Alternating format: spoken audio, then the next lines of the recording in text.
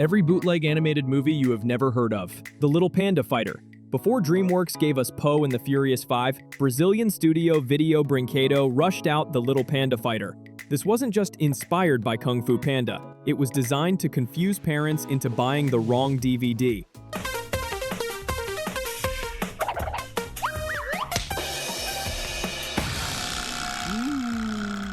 But here's the twist. The panda doesn't do Kung Fu. He's forced into professional wrestling against his will because he actually dreams of being a dancer. The animation looks like it was rendered on a Windows 98 computer, with characters moving like broken action figures and backgrounds that repeat every 5 seconds.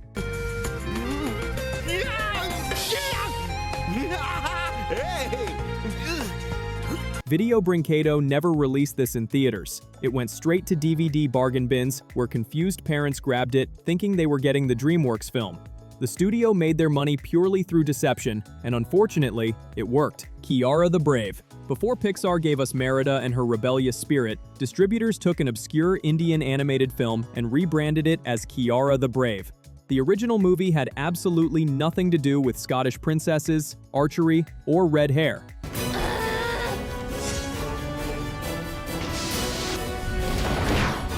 But when Brave was announced, distributors saw an opportunity. They slapped misleading cover art on the DVD, making it look like a Pixar spin-off. Parents rented it, thinking their kids would see Merida's story, only to discover a completely unrelated low-budget fantasy adventure. Alive! The CFC is alive! Thank God I didn't kill it! You will catch up? And he will lead us to the netherworld where your father is. The deception was so effective that rental stores stocked it alongside the real Brave, and families didn't realize they'd been tricked until they pressed play. It's less of a movie and more of a marketing scam disguised as animation. Chopkick Panda. Before Kung Fu Panda 2 dominated box offices worldwide, US distributor Phase 4 Films rushed out Chopkick Panda. This wasn't a Brazilian knockoff. This was an American company openly copying DreamWorks' homework. Hi, I'm Shiva. Thanks for letting us come here, Master Zebo. The story follows Zebo, a martial arts panda destined to save the world from generic villains. The animation looks like a Saturday morning cartoon from 1995, the runtime barely hits 40 minutes, and the voice acting sounds like they recorded it in one afternoon. Phase 4 Films timed the DVD release perfectly to coincide with Kung Fu Panda 2's theatrical run. Redbox kiosks stocked it, confused renters grabbed it, and the studio made enough money to justify the scam. The movie itself is forgettable, but the audacity is legendary. Tappy Toes. Before Happy Feet won the Oscar for Best Animated Feature, Sparkplug Entertainment was already planning their knockoff. Tappy Toes follows the exact same premise. A penguin who can't sing but loves to dance. Rule of all predators. Any last words? Daddy?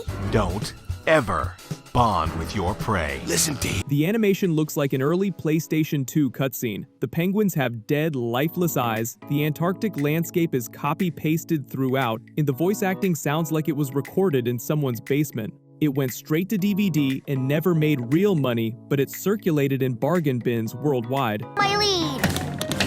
Enjoy the fun, the excitement, and the rhythm. Sparkplug Entertainment specialized in these rushed knockoffs. They didn't care about quality or storytelling. The entire business model was simple: ride the wave of a major studio release, trick enough parents, and cash out before anyone noticed. The Legend of the Titanic. Before James Cameron made us cry with his historical romance, an Italian studio decided to retell the Titanic disaster as a children's cartoon. But here's where it gets insane. In this version, the ship doesn't sink. Instead, a family of dolphins and a magical octopus save everyone at the last minute.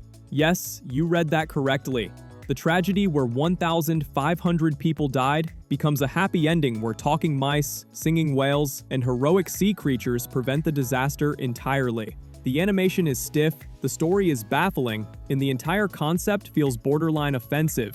But it made enough money in international markets to warrant something even worse: a sequel. Quick pause. If you're enjoying this deep dive into bootleg animation madness, smash that subscribe button, because trust me, the second half gets even more bizarre. Tentacolino. Before anyone asked for it, Italy gave us Tentacolino, the sequel to The Legend of the Titanic. If you thought saving the Titanic with dolphins was crazy, this movie takes the survivors to the lost city of Atlantis.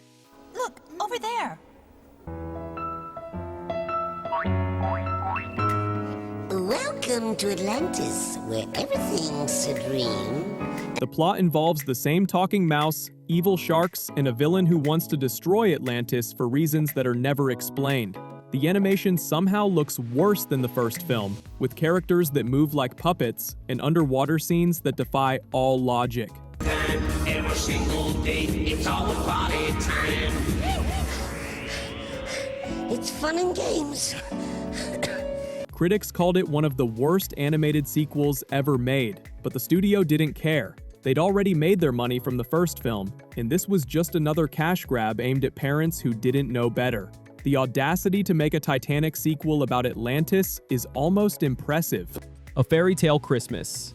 Before Shrek revolutionized fairy tale comedy, UAV Entertainment threw together A Fairy Tale Christmas, a bizarre crossover where classic characters meet Santa Claus. The animation is bottom tier, the story makes no sense, and the voice acting is painful. And this, my dear brother, is the throne room. Cinderella, Snow White, and other public domain characters are shoved into a Christmas plot that feels like someone wrote it during a lunch break. The backgrounds are static, the character designs look like rejected concept art, and the entire runtime feels like 90 minutes despite being much shorter. Every girl wants to be a princess. I guess I'm just like every... UAV Entertainment specialized in cheap holiday content that filled retail shelves during Christmas. Parents desperate for family entertainment would grab it without looking, and by the time they realized it was garbage, the studio had already made their money. It's cynical filmmaking at its finest. A Cars Life 2. Before Pixar could release Cars 2, Sparkplug Entertainment struck again with A Cars Life 2. If you thought the first film was low effort, the sequel somehow manages to be even worse. Engines. Wow. Everyone's favorite sports car is back, and Sparky's ready to hit the road. But first, he needs to make some money. The plot is barely coherent, following Sparky the car on another adventure that feels like a rejected Saturday morning cartoon. The animation is stiffer than the original, the voice acting is even more lifeless, and the runtime is padded with unnecessary scenes that go nowhere.